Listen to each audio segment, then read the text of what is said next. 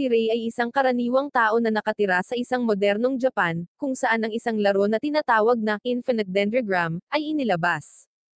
Ang larong ito ay sikat sa pagiging pinaka-realistic na laro na ginawa. Pagkatapos mag-ipon ng higit sa 2 taon, sa wakas ay nabili na niya ang laro para sa kanyang sarili. Isinuot niya ang headgear at nag-login sa laro. Sinalubong siya ng isang maliit na pusa na nagpakilala sa kanya sa laro. Binigyan niya siya ng isang gemstone na kilala bilang isang imbreyo na nakakabit sa kanyang kamay.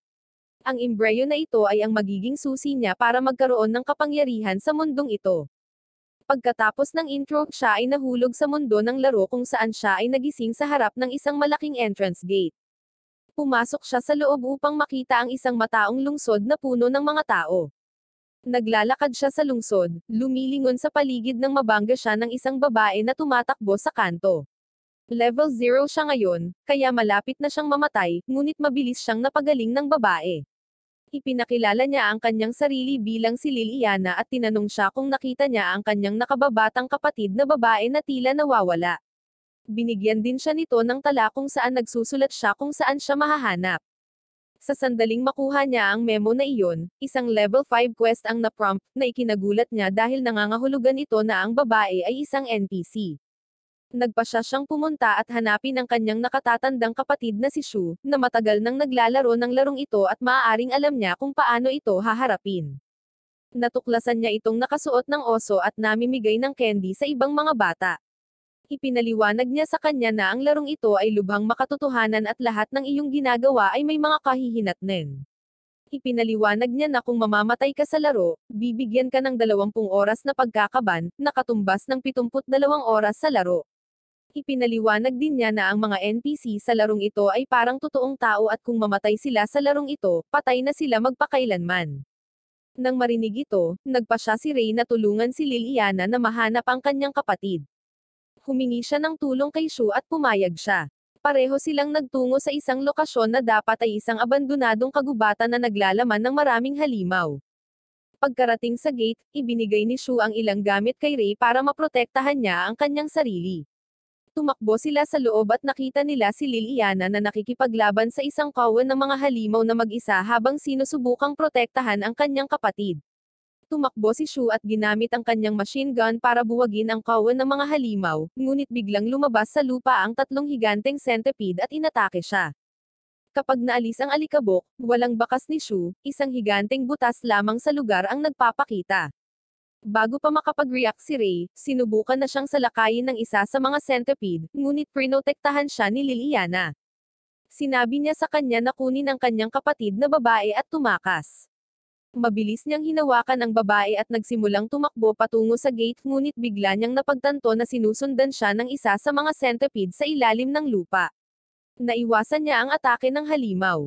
Sinabi niya sa batang babae na tumakbo patungo sa gate habang siya ay nagpasya na kalabanin ang higanteng centipede sa kanyang sarili. Wala siyang laban sa halimaw. 3 beses siyang tinamaan, at sa bawat pagkakataon ay kailangan niyang gamitin ang kanyang health potion para maibalik ang kanyang kalusugan. Biglang nawala ng interes sa kanya ang centipede at nagpas siyang sundan ang babae. Sinusundan ito ni Rei, ngunit huli na ang lahat. Tinamaan ng centipede ang batang babae, pinalipad ito sa hangin. Tumalon si Rei at sinalo siya bago siya makakuha ng anumang pinsala, na nagligtas sa kanya mula sa kamatayan. Wala na siyang potion ngayon, at siya at ang batang babae ay nasa bingit ng kamatayan. Itinaas niya ang kanyang kamay at nagmamakaawa sa imbreyo na tulungan siya. Biglang lumabas ang isang babae mula sa gemstone, ipinakilala ang kanyang sarili bilang Nemesis. Nag-transform siya sa isang higanteng espada at sinabihan siyang atakehin ang halimaw. Sa mismong pag-atake nito sa kanya, pumasok ang isang centipede para sa huling pag-atake, ngunit inhampas ni Rei ang kanyang espada, pinatay ang halimaw. Kalaunan ay pinagaling silang dalawa ni Liliana, at nakaligtas si Shu salamat sa isa sa kanyang mga kasanayan, na nagpapahintulot sa kanya na maghukay sa lupa. Nagpasalamat si Liliana sa kanya at naglakad pabalik sa bayan kasama ang kanyang kapatid. Kinabukasan, dinala ni Shu si Rei sa isa sa mga tindahan ng guild at binilhan siya ng bagong gamit. Ipinaalam sa kanya ni Shu na upang maging isang aktwal na paladin, kailangan niya ng rekomendasyon mula sa isa pang paladin. Mabilis na binisita ni Ray si Liliana, at binigyan niya ito ng rekomendasyon, kaya naging karapat-dapat siyang maging paladin. Nagpaalam sa isa't isa sina Shu at Ray, at si Ray, kasama si Nemesis, ay pumunta sa mga lugar ng halimaw upang pumatay ng ilang halimaw at makakuha ng higit pang mga level. Habang pinapatay ang ilang mga goblins, napansin niya ang dalawang tao na nakikipaglaban sa isang grupo ng mga goblins ngunit nagkakaproblema. Nagpasya siyang pagalingin sila mula sa malayo, na nakakatulong na bigyan sila ng kalamangan, at pinapatay nila ang mga goblins. Nagpasalamat sila kay Ray at ipinakilala ang kanilang sarili bilang si Holmes na isa ring bagong manlalaro, at si Babylon bilang kanyang imbryo. Magkasama silang pumunta sa isang kafe para kumain at nagpaalam din pagkatapos na nangangakong sasamahan sila sa isang party balang araw. Mamaya sa gabi, pumunta si Ray sa isang kagubatan upang makakuha ng higit pang mga level, ngunit bigla siyang nataman ng isang bagay at nawalan ng ilang mga punto sa kalusugan. Mabilis siyang tumalikod at nakita ang isa pang halimaw na papalapit sa kanya, na kanyang sinisira. Napagtanto niya na hindi ito isang halimaw, ito ay imbryo ng isang tao. Mabilis siyang nagsimulang tumakbo palayo sa lugar habang naririnig niya ang mga taong sumisigaw, na nangangahulugan lamang na pinapatay ng isa sa mga manlalaro ang ibang mga manlalaro. Bago pa man siya makatakas, pinatay siya ng hindi kilalang manlalaro at nagising sa kanyang mundo. Binigyan siya ng 20 oras na pagkakaban, at nang bumalik siya sa laro, nakita niya si Nemesis na malungkot dahil naniniwalang kasalanan niya kung bakit siya namatay. Pinalakas niya ang kanyang loob, at pumunta sila sa isang piitan upang pumatay ng ilang halimaw. Habang nasa loob ng piitan, pinapatay niya ang maraming zombie na halimaw, at habang bumababa sa isang hagdanan, inatake siya ng isang tao. Mabilis niyang hineranggan ang pag-atake at naghihintay sa pag-asang makahanap ng isa pang manlalaro. Humingi siya ng paumanhin sa pag-atake sa kanya dahil akala niya ay isang halimaw si Ray. Ipinakilala niya ang kanyang sarili bilang Figaro, at mabilis na naalala ni Ray na nakita niya siya sa tuktok ng mga leaderboard. Muli siyang humingi ng tawad sa kanila at umalis. Bumalik si Ray sa kanyang kwarto para magpahinga. Kinabukasan, muling nakipagkita si Ray kay Holmes habang nag-aalmusal, at ipinaalam niya sa kanya na ang lahat ng mga killer ng manlalaro ay tila namatay sa nakaraang gabi. Ito ay tila napakakaiba, at sinusubukan nilang isipin kung ano ang maaaring nangyari. Nang biglang may babaeng umupo sa mesa nila, nagpakilalang Marie, na isang news reporter. Sinabi niya sa kanila na maaari niyang ipakita sa kanila kung ano ang nangyari kapalit ng ilang pera, na kanilang binabayaran. Naglabas siya ng bowl ang kristal at ipinaalam sa kanila na 4 sa mga superior player ng kaharian ang tinawag upang patayin ang lahat ng 4 na grupo na pumapatay ng manlalaro na sumasakop sa lahat ng 4 na pangunahing direksyon. Ipinakita niya sa kanila ang ilang mga clip ng mga superior players na pinapatay ang buong gang. Ang isa sa mga superior player ay si Figaro, na madaling pumatay ng isang buong gang. Katulad sa kanya, ang iba pang 2 superior player ay napakadali ring tinalo ang mga gang. Ngunit ang superior player na inatas ang pumatay sa gang sa norte ay walang pagkakakilanlan. Sa norte ang lugar kung saan pinatay si Ray ilang araw na ang nakakaraan, kaya interesado siyang makita kung ano ang nangyari. Nakikita lamang niya ang kagubatan na nasusunog. Pero ayon kay Marie, ang superior killer ang leader ng gang na iyon, at siya lang ang nakatakas.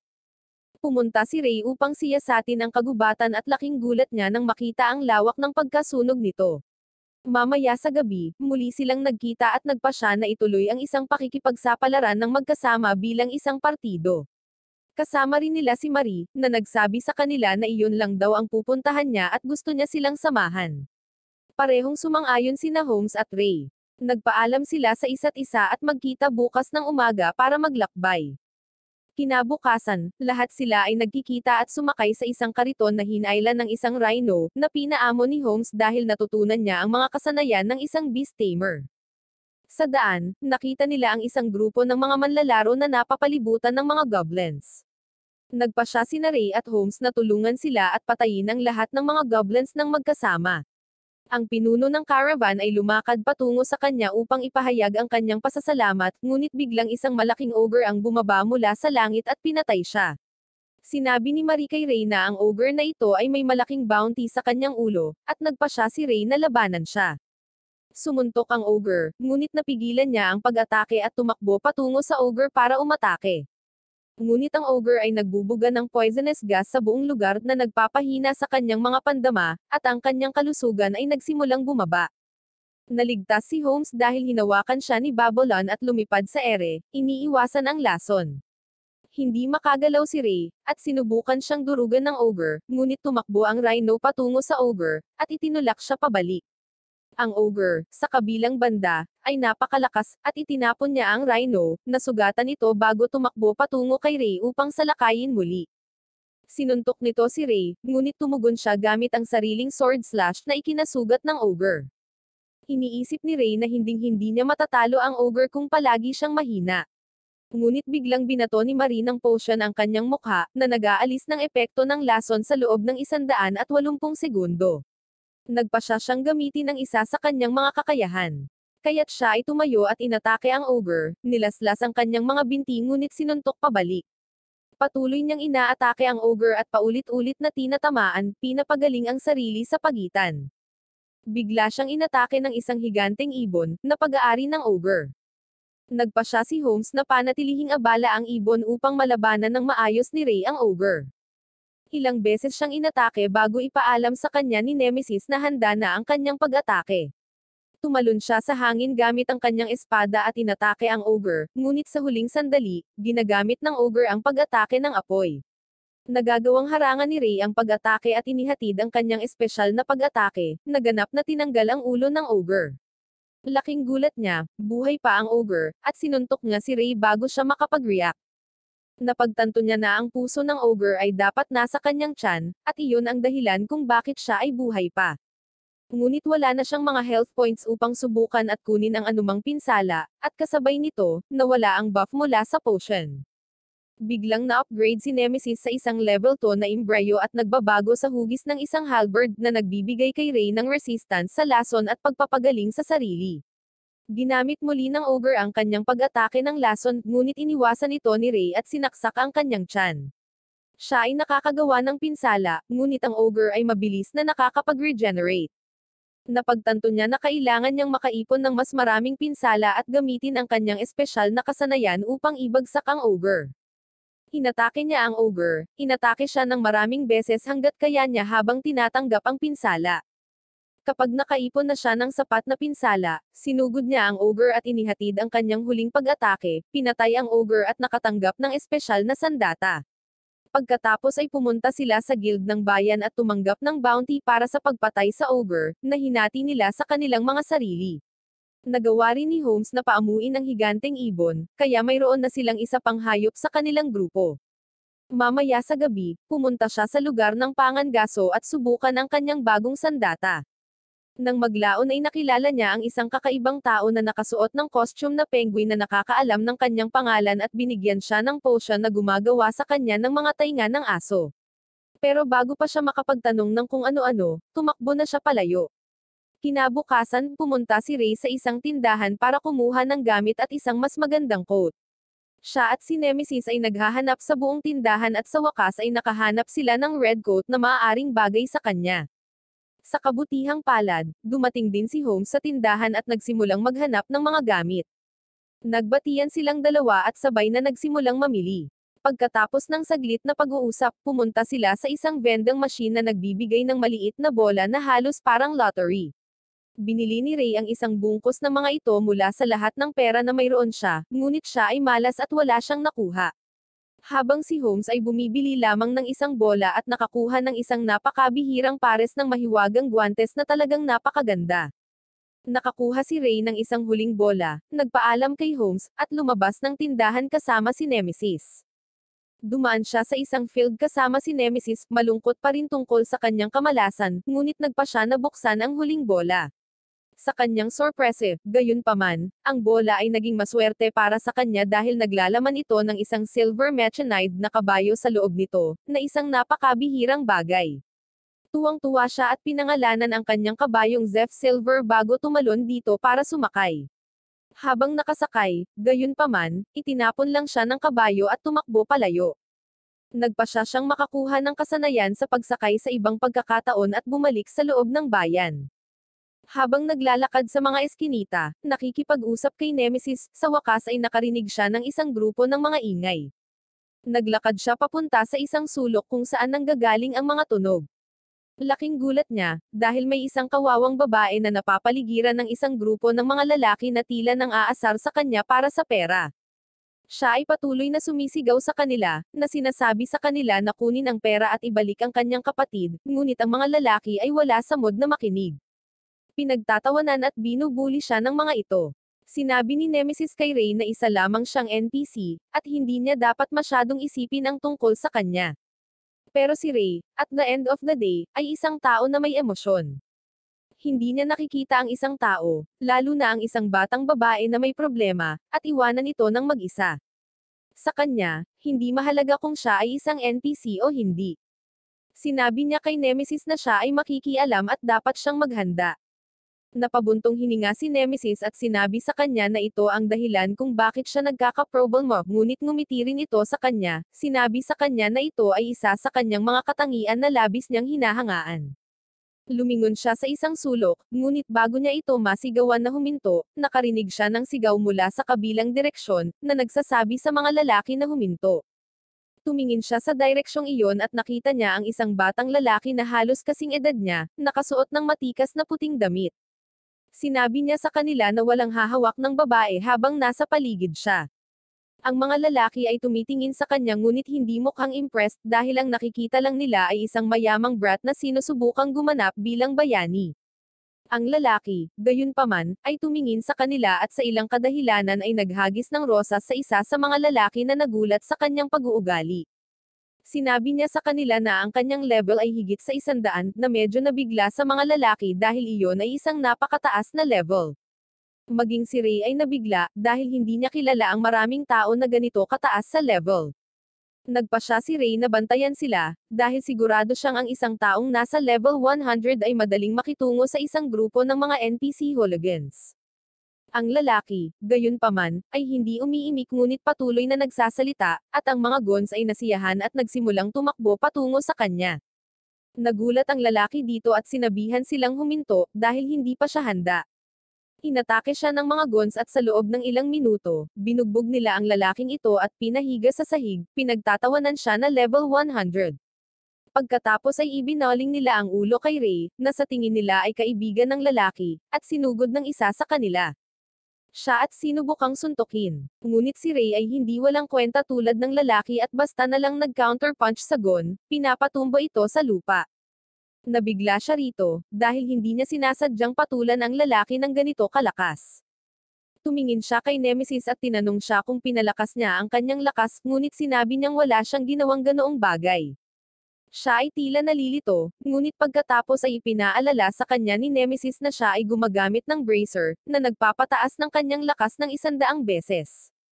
Sa wakas ay naunawaan ni Ray ang kanyang pinagmula ng bigla ang lakas at natutuwa lamang na buhay pa ang NPC. Pagkatapos ay lumingon siya sa iba pang mga goons at sinabihan silang lumapit sa kanya, ngunit natatakot din sila, at tumakbo lang sila ng mabilis hanggat maaari. Mabilis siyang lumapit sa binugbog na lalaki at pinagaling ito. Nagpasalamat sa kanya ang lalaki at ipinakilala ang kanyang sarili bilang si Hugo. Tinanong siya ni Ray kung bakit madali siyang nabugbog kung talagang level 100 na siya. Sinagot niya ito na hindi pa siya handa at ang kanyang mga kakayahan ay tumatagal ng ilang oras upang mahayag.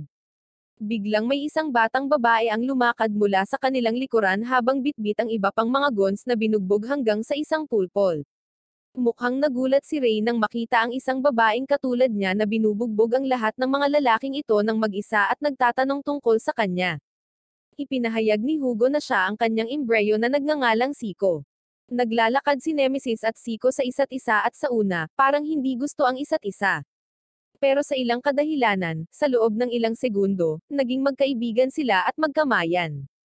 Lumapit sa kanila ang babaeng hinaharas na umiiyak at hiniling na iligtas siya.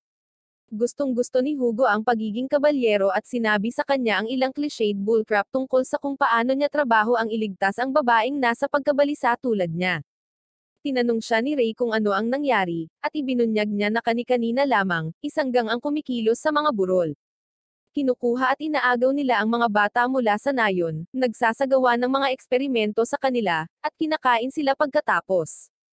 Natakot si Ray dito, habang sinasabi niya sa kanya na inagaw din nila ang kanyang kapatid, at gusto lang niya itong bumalik sa anumang paraan. Handa siyang gawin ang lahat para sa kanya. Sinabi sa kanya ni Ray na huwag mag-alala tungkol sa anumang bagay, dahil sisiguraduhin niyang maibabalik sa kanya ang kanyang kapatid na buhay at maayos sa anumang paraan. Tumingin siya sa kanya at nagsimulang masira, nagpapasalamat sa kanya para sa kanyang pagkabukas palad. Tumingin si Hugo kay Ray at sinabi sa kanya na darating din siya at gagawin niya ang lahat para matulungan siya at maibalik ang mga bata. Nagpasalamat si Ray sa kanya, at pareho silang nagtungo sa labas ng bayan. Dinala siya ni Hugo sa loob ng isang kagubatan kung saan, pagkaraan ng ilang sandali, naghagis siya ng puting mechanical sheet, at isang bungkus ng mga holographic na butones ang nagsimulang lumutang sa paligid. Si Ray ay sobrang nalilito dito, ngunit mabilis na nag-type si Hugo sa kanyang password, at mula sa ibaba ng lupa, isang vault ang bumukas at isang higanteng mecha ang bumubulusok mula rito. Si Ray ay hindi pa nakakita ng ganito sa larong ito at tinanong siya tungkol dito. Inihayag ni Hugo na mayroon siyang napakabihirang kakayahan bilang isang gumagamit ng mecha, kaya madali niyang nakontrol ang kanyang mecha. Ibinunyag niya na ang mecha na ito ang dahilan kung bakit siya napakataas na manlalaro dahil napakahusay niya sa pagpapatakbo nito.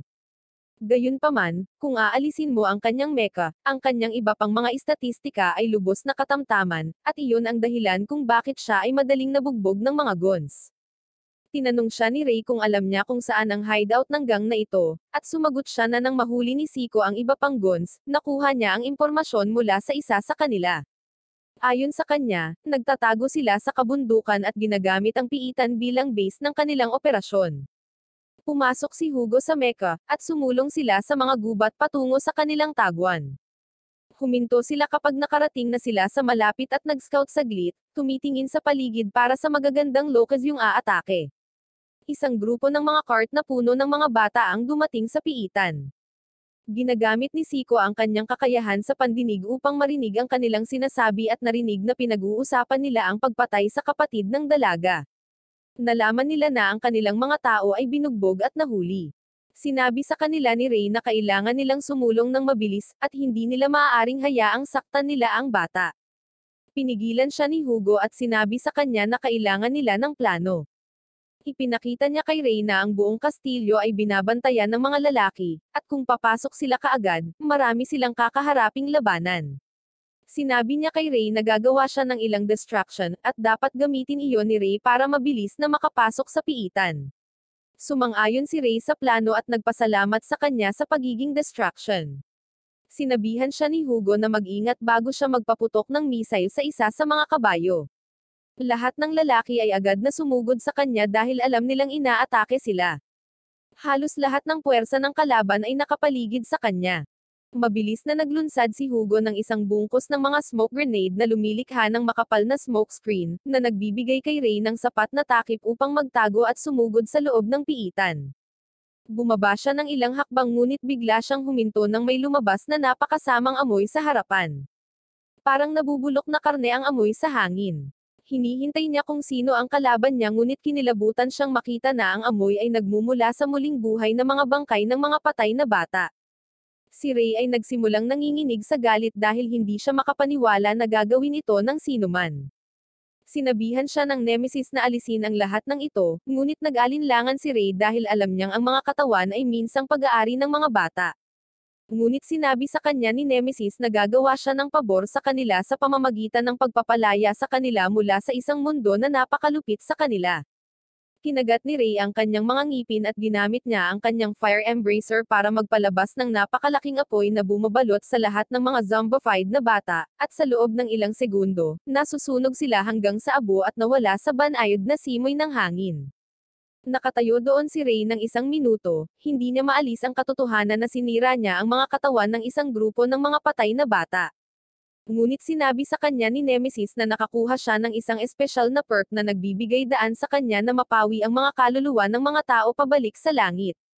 Nakatayo doon si Ray at nananalanggan para sa mga bata, pinalaya ang kanilang mga kaluluwa mula sa planetang ito na nagpahirap sa kanila. Pagkatapos ay time siyang lumipat sa susunod na lugar. Nakarating siya sa isang lugar na napapalibutan ng mga selda. Nabigla siyang makita ang isang grupo ng mga may sakit at malapit ng mamatay na mga bata. Sinusubukan niyang tulungan ang mga ito, ngunit wala silang lakas na tumugon sa kanya. Bigla siyang nakarinig ng kalampag mula sa malapit at naglakad patungo sa isa pang silid na tila isang uri ng silid ng ritual dahil mayroon itong higanteng bilog sa sahig.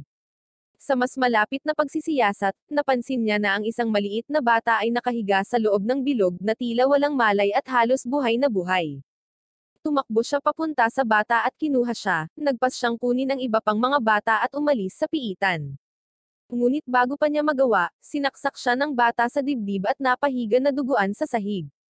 Sinapian ni Maze ang bata at matapos saksakin si Ray, lumabas sa katawan ng bata at nagsimulang ipagdiwang ang kanyang tagumpay laban kay Ray.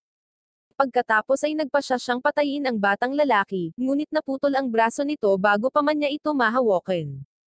Bumangon si Ray mula sa lupa at nangakong papatayin ang leech. Ginagamit ng leech ang kanyang espesyal na kakayahang mag-apply ng debuff kay Ray para maging mahina siya, ngunit hindi ito gumana. Ginagamit niya ang kanyang mahika upang lumikha ng undead na umatake kay Ray, ngunit madali niyang napatay ang mga ito. Natakot si Maze at tumakbo palabas para humingi ng proteksyon, ngunit sinundan siya ni Ray palabas. Tinawag niya ang kanyang kapareha minsan sa labas ngunit napansin niyang pinatay na ni Hugo ang kanyang kapareha, kaya wala siyang iniwang ruta para makatakas. Nagpasya siyang harapin si Ray at gumamit ng espesyal na kristal para lumikha ng napakalakas na mahiwagang putok na nakatutok kay Ray. Pero ginagamit lang niya ang kanyang magic engravings ability para ma-absorb ito at itago sa kanyang espada. Napaluhod ang leech at nagsimulang magmakaawa na iligtas ang kanyang buhay. Ngunit walang narinig na salita si Ray at sinuntok niya ang ulo sa katawan niya, agad siyang ikinamatay. Siya at si Hugo ay pumasok sa piitan upang ilabas ang lahat ng mga bata ng ligtas. Ngunit sa sandaling lumabas sila, nakita nila na ang mga patay na katawan ng lahat ng napatay na mga demonyo ay hinihigop ng core ng leech na lumilikha ng isang malaking halimaw. Biglang napansin ni Ray ang isa sa mga bata mula sa mga karwahe na naglalakad patungo sa kanila habang sinusubukan siyang salakayin ng demonyo. Mabilis na namagitan si Ray at ginamit ang kanyang sandata para maghagis ng apoy sa kamay ng demonyo, pinatigil ang demonyo, at inaatake ang mga binti nito, dahilan para matamba ito. Sinabi niya kay Hugo na kunin ang mga bata at tumakas sa karwahe habang ginugulo niya ang demonyo, at sumunod si Hugo. Napansin niya na ang demonyo ay muling nabuo ang katawan nito at napagtanto na kung gusto niya itong patayin, kailangan niyang tapusin ang laban sa isang mapagpasyang pag-atake. Nakipag-ugnayan siyang muli sa demonyo at sinubukang i-chip down ito ng walang anumang pinsala, dahil wala siya sa lahat ng mga health potion. Biglang nagpasya ang demonyo na sundan si Hugo at ang mga bata sa halip, pinilit si Ray na habulin siya. Ibinato niya ang kanyang halberd dito, na naputol ang mga binti nito, at nahulog ang demonyo. Sinubukan niyang hiwain ang demonyo, ngunit itinaboy siya ng demonyo bago gumamit ng isang napakamahiwagang putok sa kanya. Muling ginamit ni Ray ang kanyang magic engravings ability upang harangan ang pinsala ngunit nasuntok ito ng demonyo. Siya ay walang malay at nasa bingit ng kamatayan. Sinusubukan ng Nemesis na pakainin siya ng mga potion, ngunit wala silang silbi. Nagpasya siyang ipagtanggol siya sa lahat ng mayroon siya, at pagkaraan ng ilang sandali, nagising si Ray. Nagbalik ang Nemesis sa kanyang halberd, at tumakbo siya patungo sa demonyo, inaatake ito at ginamit ang kanyang kakayahan sa pagsabog ng lason upang pabagalin ito. Tumakbo siya palapit sa demonyo, at iniiwasan ang kanyang magic blast bago tumalon sa hangin at ginamit ang kanyang ultimate attack, sinisira ang core at pinatay ang demonyo. Nakakuha siya ng maraming XP mula sa pagpatay sa demonyo, at sumakay siya pabalik sa bayan upang makakuha ng sapat na pagtulog. Kinabukasan, pumunta si Ray sa isang kafe kasama si Nemesis para mag-almusal at doon nakipagkita kay Marie. Binibigyan niya siya ng tiket para tingnan ang tournament mula sa front box. Umalis siya nang dumating si Holmes upang salubungin si Marie. Pumunta si Ray sa guild house para kunin ang kanyang pera at nakilala si Hugo doon. Hinati nila ang pera, at lumabas siya upang salubungin si Shu sa mga lansangan. Pumasok sila sa isang silid kung saan ipinaalam niya kay Ray na darating siya para manood ng paligsahan at nagkataon, magkatabi ang kanilang mga upuan. Nanunood siya ng laban sa pagitan ng dalawang superior na manlalaro at nagulat na makita ang kanilang hindi kapani-paniwalang kapangyarihan at kung ano ang kaya nila. Nang matapos ang laban, bigla niyang napansin si Shu na naglalakad sa ibaba, kaya tumakbo siya palapit sa kanya at nakita niyang nakikipag-usap ito sa isang lalaki na naka-lion costume, na si Figaro pala. Sina Shu at Figaro ay tila nagsimulang maglaro ng sabay at napakabuting magkaibigan. Binigyan niya si Ray ng isang espesyal na singsing na magbibigay daan sa kanya upang makipag-usap sa kanila sa telepathically, at iniwan sila ni Ray upang bumalik sa kanyang upuan. Nangako siyang sasali sa lalong madaling panahon. Sa kanyang pagbabalik sa kanyang upuan, napansin niya ang isang taong dumaan na may kasamang babae. Hinugot ni Ray ang kanyang espada habang iniisip na kinidnap ng taong ito ang bata. Aatake na sana ang lalaki ngunit huminto ng hamarang si Shu. Sinabi niya na tila talagang malakas si Shu, ngunit itinanggi ito ni Shu. Pagkatapos ay sinubukan niyang salakayin si Shu, ngunit madali niyang ipinagtanggol ang sarili. Ipinakilala niya ang kanyang sarili bilang Sanyo at tinatawanan si Ray nang mapagtanto niyang akala niya ay kinidnap ang dalaga. Sinabi niya kay Ray na ang babae ay kanyang kampan at kasalukuyang natutulog, at pagkatapos ay lumayo. Sinabi ni Shu kay Ray na ang pangunahing laban ng paligsahan ay ang Figaro laban kay Sanyo, dahil isa siya sa pinakamalakas na superior na manlalaro sa kalapit na kaharian. Magsisimula ang laban, tila magkatugma sina Figaro at Sanyo sa mga tuntunin ng bilis at lakas, ngunit napansin ni Shu na si Figaro ay nasa depensa ba ng mahabang panahon. Biglang ginamit ni Sanyo ang kanyang magic explosion, na ipinagtatanggol ni Figaro laban sa paggamit ng kanyang defensive skill, na isang beses lang niya magagamit. Kahit na nadepensahan niya ang pag-atake ni Sanyo ay lumilitaw na may epekto sa mga baga ni Figaro. Sinabi ni Sanyo na tinutukan niya ang puso ni Figaro ngunit sa halip ay tumama ito sa kanyang baga. Mukhang nasugatan si Figaro. Sinimulan niyang habarin ang kanyang gamit, at biglang nagsimulang tumaas ang kanyang lakas at bilis. Ipinaalam ni Shu kay Ray na isa sa mga kakayahan ni Figaro sa Imbrayos ay ang paglakas niya sa paglipas ng panahon. Inilabas ni Figaro ang kanyang espada, at ganoon din ang ginawa ni Sanyo. Tumakbo sila patungo sa isa't isa, at nagsasalpukan ang kanilang mga espada. Ang espada ni Sanyo ay tumagos sa dibdib ni Figaro, samantalang si Figaro ay nakakapinsala lamang sa kanyang braso. Ngunit biglang, sinimulan siya ni Figaro na laslas ng buo, pinapatay at natalo siya sa proseso. Inihayag ni Shu na ang Imbrainiac Gemstone ni Figaro ay naruroon sa lugar kung saan dapat naruroon ang kanyang puso. Kaya naman nakaligtas siya. Biglang tumayo si Figaro sa ring, at tila nagulat ang lahat. Isang boses ang narinig, at tumangala ang mga tao para makita ang lalaking naka-green costume na nakilala ni Ray kanina. Inihayag niya ang kanyang sarili bilang si Dr. Franklin, at tila kilala siya ng lahat maliban kay Ray. Ang bawat manlalaro sa arena ay nagsisimulang umatake sa kanya, ngunit wala sa mga pag-atake ang makakarating sa kanya. Biglang may lumipad na ibon palapit sa kanya at nag-transform bilang isang batang babae na ang pangalan ay Elizabeth. Siya ang prinsesa ng kaharian. Si Franklin ay nakatayo sa ibabaw ng kalasag at pinalibutan ang buong stadium, pinagtatawanan ng mga walang magawang manlalaro, na sinasabi sa kanila na wala silang magagawa kahit na gusto nila. Biglang pinaulanan siya ng mahiwagang sabog ng isa sa mga manlalaro.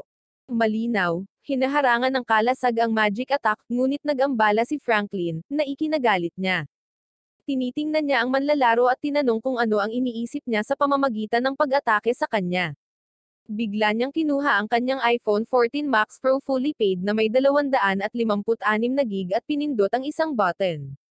Biglang may lumabas na slime mula sa gilid ng player at nilamon siya ng buo sa loob ng ilang segundo. Ang singaw ay ibinubuga mula sa slime, at ang manlalaro ay ganap na nawawala. Kapag nawala ang slime, nagulat ang lahat ngunit tinatawanan lamang sila ni Franklin at sinabi sa kanila na ang slime ay isa sa kanyang mga espesyal na nilikha na ganap na sumisingaw sa lahat at anumang bagay na humipo dito. Ang isa sa mga manlalaro ay naghagis ng magic blast sa slime sa pag-aakalang sinisira ang halimaw. Ang slime ay nagre-regenerate lamang sa sarili at muling tumayo. Sinabi ni Franklin na inilagay niya ang mga nilalang na ito sa bawat sulok ng stadium. Ipinaliwanag niya sa kanila na ilalabas niya ang libu-libong halimaw sa kaharian sa eksaktong 1 oras. Kung gusto nilang pigilan na mangyari iyon, kakailanganin nilang nakawin ang kanyang iPhone 14 Max Pro fully paid na may 256 na gig o patayin siya. Kung hindi nila siya mapipigilan, ang mga halimaw ay pakakawalan at magdudulot ng kalituhan sa kaharian. Hindi mahalaga kung pinindot niya ang pindutan o hindi, sinabi niya sa lahat ng mga manlalaro na ang laro ay nagsimula at nawala mula sa stadium na iniiwan ang lahat na nagulat. Ang mga tao ay nagsimulang magpanik kaagad, sinusubukang maghanap ng paraan upang makaahon sa suliraning ito, ngunit sina Shu at Ray ay nagsimulang mag-isip ng ilang uri ng plano na maaaring makatulong sa kanila na makaahon sa suliraning ito. Sinabi ni Shu kay Ray na nararamdaman niya na si Franklin ay maglalaro ng madumi. Ayon sa kanya, walang dahilan si Franklin para sabihin sa kanya kung ano ang kanyang gagawin o kung paano siya pipigilan. Ayon kay Shu, plano ni Franklin na palayain ang mga halimaw anuman ang mangyari. Nag-isip sandali si Ray ngunit pagkatapos ay sinabi kay Shu na wala talaga silang pagpipilian kundi subukan at pigilan pa rin siya. Nagmamadali silang lahat patungo sa exit ng stadium. Napagtanto ng mga manlalaro sa unahan na mayroong isang hadlang na itinayo sa labasan, at hindi nila ito matatakasan. Ang ilan sa kanila ay agad na sinubukang simulan ang pag-atake sa hadlang gamit ang mahika, ngunit biglang lumitaw ang isang hologram ni Franklin sa harap nila at sinabihan silang mag-isip ng mabuti bago subukang sirain ang hadlang. Sa tuwing aatake sila sa hadlang, isang halimaw ang ilalabas sa lungsod, at kung masisira ang hadlang, bawat isa sa kanila ay ilalabas sa loob ng lungsod. Lumapit si Ray sa harang at sinubukan itong hawakan, ngunit nagulat siya nang makitang dumaan ang kamay nito nang walang anumang problema. Binalik niya ang tingin kay Shu, na mukhang naguguluhan din, ngunit biglang nagtanong sa kanya kung ano ang kanyang level. Sumagot si Ray na siya ay level 41 pa rin. Pinitik ni Shu ang kanyang mga daliri at sinabi sa kanya na ang harang ay inilagay upang pigilan ang sino mang higit sa level ng 50 na dumaan dahil sila lamang ang maaaring lumahok sa paligsahan. Sinabi ni Shu kay Ray na maaaring ito lang ang kanilang pagkakataon at sinisigawan ang iba pang mga manlalaro na magboluntaryo sa kanilang sarili na lumaban sa mga puwersa ni Franklin kung sila ay mas mababa sa level ng 50. Dumating ang isang grupo ng mga manlalaro, kabilang si Holmes. Lahat sila ay nakatayo sa harap ng hadlang, handang lumabas kung saan nakatayo ang isang grupo ng mga kaaway na manlalaro na naging mga taksil upang pigilan silang makarating kay Franklin. Bago umalis si Ray, gayunpaman, binigyan siya ni Shu ng isang espesyal na protection na bagay at sinabihan siyang mag-ingat. Naghahanda si Ray na maglunsad ng isang pag-atake ngunit nagpa siya na i-play ito ng cool at madiskarteng atakihin ang mga kaaway. Inilabas lang niya ang kanyang kamay sa barrier at ginagamit ang kanyang poison skill sa mga kalaban. Ang mga kalaban ay lubos na nabigla dito dahil hindi nila inaasahan ang isang grupo ng mga baguhan na magkakaroon ng mga spells na tulad nito. Hindi sila handa sa mga potion bukod sa ilang karanasang manlalaro. Lahat sila ay nagkakaproblema sa pagharap sa lason habang ginagamit ni Holmes ang kanyang Rhino at ang Phoenix para maghari sa kanila ng Hellfire. Wala silang ideya kung paano haharapin ang isang Beast Tamer at lubos silang nababawasan sa mga tuntunin ng lakas. Ang isa sa mga kaaway ay nagsimulang mag-cast para sa isang napakalakas na putok ng apoy, ngunit ginagamit lang ni Holmes ang kanyang Nullifier Magic upang ganap na kanselahin ang kanyang magic, na ikinagulat niya. Ginagamit ni Babylon ang kanyang kaakit-akit na salamangka, na nagpapaikot sa mga kaaway laban sa isa't isa, at nagsimula silang makipaglaban sa kanilang mga sarili, na nagpapatayan. Sumulong si Ray, pinapatay ang sinumang humarang sa kanya. Ngunit habang hindi siya tumitingin, muling nagawa ng Punk ang kanyang Fire Blast Magic at binaril ito kay Ray, na tinamaan siya. Karaniwan, ang isang pag-atake na tulad nito ay papatayin si Ray, ngunit mayroon siyang protection na bagay, na nauwi sa pagliligtas sa kanyang buhay. Agad na tumalikod si Ray at ginamit ang kanyang espesyal na pag-atake sa lalaki, pinatay siya kaagad, at natalo ang unang alon ng mga kaaway. Sa kabilang bahagi ng mapa, tumatakbo si Maria upang subukang hanapin si Ellie, na nakilala niya kanina sa isang parke at naging kaibigan. Nakita niya si Franklin na karga siya sa kanyang higanteng lumilipad na stingray at gamit ang kanyang palihim, nagawa niyang gumapang sa likuran niya, pinaputukan siya ng puno ng mga bala bago siya makapag-react. Mabilis niyang hinawakan si Ellie, tumalon pababa sa mga gusali, at nagsimulang tumakbo ng buong bilis palayo kay Franklin. Tila tuwang-tuwa si Ellie na makitang muli si Marie at binigay niya sa kanya ang iPad ni Franklin. Napansin ni Marie na nakikita niya ang mga posisyon ng kanyang mga kakampi pati na rin ang lahat ng kanyang mga kaaway. Lumalabas na ito ay lubos na nakakatulong dahil iniiwasan niya ang bawat isang kaaway na maaaring dumating sa kanya pagkatapos tumingin sa mapa at gumawa ng isang beeline para sa exit. Bago niya marating ang exit, gayunpaman, isang biglaang tunog ang lumabas mula sa device, at si Ellie ay naging ibon at lumipad pabalik sa Franklin. Sinabi niya kay Marie na lagi niyang alam na magiging problema siya at espesyal na nag-recruit ng isang tao upang harapin siya. May biglang pagsabog, at gumuho ang buong gusali. Bumaba siya upang makita ang isang ganap na weirdo na may isang grupo ng mga mekanikal na hayop na tumutugtog ng mga instrumento habang sumasayaw ang mga manika. Inilabas ni Marie ang kanyang baril at naghahanda para sa isang todong labanan laban sa kaaway na ito. Si Marie at ang kalaban ay nagkaharap, at nagsimula ang labanan. Sinubukan ni Marie na barilin siya, ngunit ang nakakagulat, wala sa kanyang mga bala ang makadaan sa sound barrier na nilikha ng kaaway. Sa wakas ay nagpa siya ang kaaway na magpatuloy sa opens iba, at dahil mayroon siyang tatlong magkakaibang hayop na tumutugtog ng mga instrumento, nagagawa niyang gumamit ng tatlong magkakahiwalay na pag-atake na nakabatay sa tunog ng sabay-sabay. Isa sa mga pag-atake ay sound explosion-based magic, na pinapatakbo niya ng mabilis hanggat maaari para makaiwas. Ang pangalawang pag-atake ay aktwal na hypnosis, at ang huling pag-atake ay isang sound blade na sapat na matalas upang maputol ang buong lupa. Naiwasan ni Marie ang lahat ng mga pag-atake, ngunit ito ay nagiging isang problema kung ito ay patuloy na nangyayari, hindi siya makakarating ng kahit isang pag-atake sa kaaway, at ang kanyang tibay ay hindi makakasabay upang maiwasan ang lahat ng mga pag-atake. Bigla siyang huminto sa pagtugtog ng musika at sinabi sa kanya na oras na para sa isang solo. Biglang may napakalaking ultrasonic sound na sapat na malakas na pumutok sa mga daluyan ng dugo sa kanyang katawan. Tumingin siya sa kalaban ngunit napansin niya na ang lahat ng kanyang mga hayop ay nakatayo pa rin at hindi naglalaro ng anuman, na ikinalilito niya.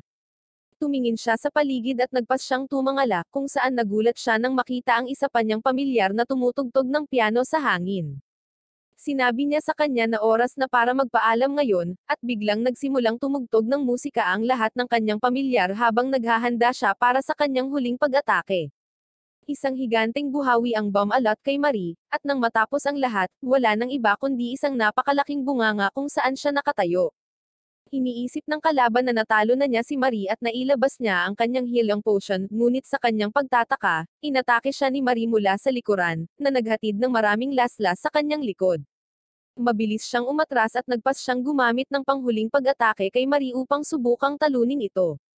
Naglabas si Marie ng isang espesyal na bala mula sa kanyang bag at isinakay din ito sa kanyang pistola. Pareho silang pumasok sa isang huling showdown, at pareho nilang ginagamit ang kanilang mga espesyal na pag-atake sa parehong oras. Nang mawala ang alikabok, nakatayo pa rin si Marie sa tabi ng kanyang pamilyar, samantalang ang kalaban ay nasa sahig na humihinga ng huling hininga. Lumapit si Marie sa kanya at nang walang pag-iisip, ay naglagay ng bala sa kanyang ulo, na pinaalis siya ng isang beses at para sa lahat. Sumakay si Ray sa kanlurang tarangkahan at nakita niya si Hugo at ang kanyang meka na nagbabantay sa tarangkahan. Inaasahan ni Ray na siya ay mali at iniisip na si Hugo ay hindi isang taksil, ngunit siya ay talagang isang taksil.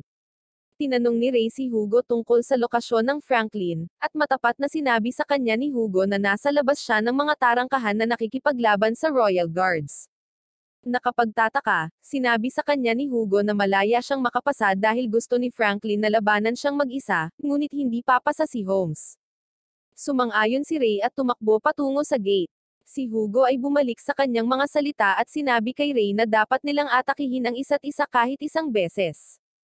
Sumang-ayon si Ray, at pareho silang tumakbo patungo sa isa't isa sa isang pag-atake.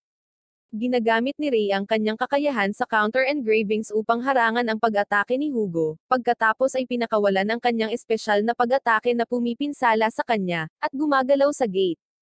Nakita niya na si Franklin ay nagpapatawag ng isang higanteng halimaw at lahat maliban sa dalawa sa mga Royal Guard ay natitira, kasama si Lillian.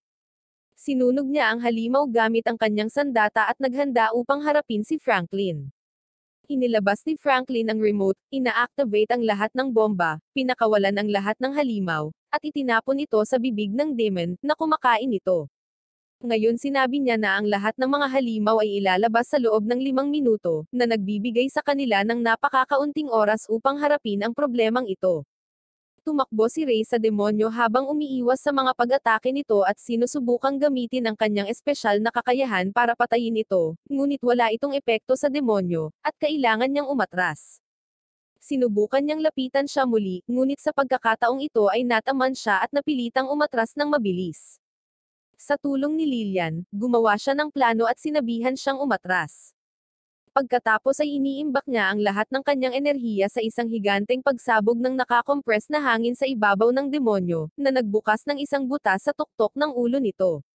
Mabilis na tumalon si Ray at sinaksak ang demonyo sa ulo nito, ngunit hindi iyon sapat, kaya sinuntok din niya ang kanyang bracer at ginamit ang kanyang apoy na magic upang pasabugan ang demonyo mula sa loob palabas na pinatay ito ng isang beses at para sa lahat.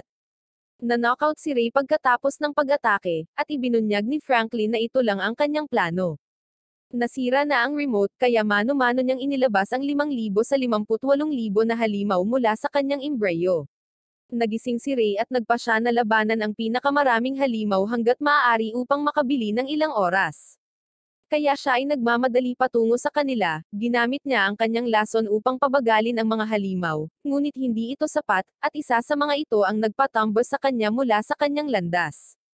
Bago pa man siya mapatay ng halimaw, binaril ito ni Marie, na siya pala ang nakahihigit na mamamatay na pumatay kay Ray sa kagubatan sa unang pagkakataon. Siya ay nakatayo sa tabi ni Ray at nakikipaglaban sa tabi nito upang patayin ang pinakamaraming halimaw hanggat maaari. Dumating din si Holmes at ilang iba pang mga manlalaro sa eksena upang tulungan si Ray, at nagsimula ang labanan. Ang isa sa mga higanteng halimaw ng dragon na pinakawalan ni Franklin ay nagsimulang pumatay ng maraming manlalaro at NPC, kaya nagpa siya si Ray na kunin ito, kahit na nangangahulugan ito ng kamatayan. Ngunit bago pa sila magkasagupaan, isang maitim na figure ang dumating sa kanyang harapan at sinira ang dragon sa isang sipa. Ang taong ito ay si Shu, na siyang huling pinuno ng kaharian na ito at nananatiling hindi nagpapakilala. Ang kanyang lakas ay walang kapantay ng anumang iba pang superior player, at sinimulan niyang patayin ang lahat ng 5,000 nanograms mga halimaw ng mag-isa. Naasar si Franklin at pinakawalan ang lahat ng natitirang halimaw ng sabay-sabay, dahil kahit si Shu ay hindi kayang patayin ang bawat halimaw ng mag-isa. Ngunit sa sorpresa ni Franklin, ipinatawag niya ang kanyang sariling imbreo, na isang barkong pandigma, at sinimulang sirain ang isang malaking bilang ng mga halimaw ng sabay-sabay. Hindi kayang sirain ni Shu ang kuta ni Franklin dahil kasama pa rin niya ang prinsesa. Kaya tumakbo si Ray sa fortress at hinarap siya. Naiintindihan ni Franklin ang kanyang plano sa laro at binabantayan niya si Ray upang matiyak na hindi niya maaalis ang prinsesa. Ngunit biglang, nagkaroon ng malaking pagsabog, at tumalikod siya upang makitang sinimulan na ni Shu ang pag-atake sa kanyang fortress. Nalilitong tumingin siya kay Ray na hindi pa rin kumikibo, ngunit sa sandaling mapatingin siya sa prinsesa, laking gulat niya nang makitang nawala na ito. Inihayag ni Ray na siya ay isang decoy sa lahat ng panahon, at ang prinsesa ay kinuha ni Marie, habang si Franklin ay ginulo. Tumakbo si Ray patungo kay Franklin ngunit hinaranggan siya ni Hugo, na lumitaw sa harap niya sa kanyang mecha. Nagbago ang isip niya tungkol kay Ray at inatake siya, ngunit nagawa ni Ray na mabali ang isang braso niya. Nagpatuloy si Ray sa offense iba at tumalon sa ere upang subukang tamaan si Hugo, ngunit nagawa niyang putulin ang kamay ni Ray. Nagpakita si Ray ng hindi kapani-pani walang katatagan na nagpapahintulot sa kanya na kunin ang espada sa kanyang bibig, sinaksak si Hugo at inalis siya. Hindi tumigil doon si Ray at tumakbo patungo kay Franklin, sinuntok siya gamit ang natitirang braso at ginamit ang kanyang mga flame bracer para patayin si Franklin. Ngunit sa proseso, nawawala rin ang kanyang kabilang braso. Nagsimula siyang mahulog sa fortress na walang malay, ngunit iniligtas siya ni Nemesis. Sa sandaling nasa lupa na, ginamit ni Lillian ang kanyang mga kakayahan sa pagpapagaling upang mabawi ang isa sa kanyang mga braso, ngunit wala siyang sapat na kakayahan upang mabawi ang pareho. Masaya si Ray na natapos na ang bangungot na ito at nakauwi na.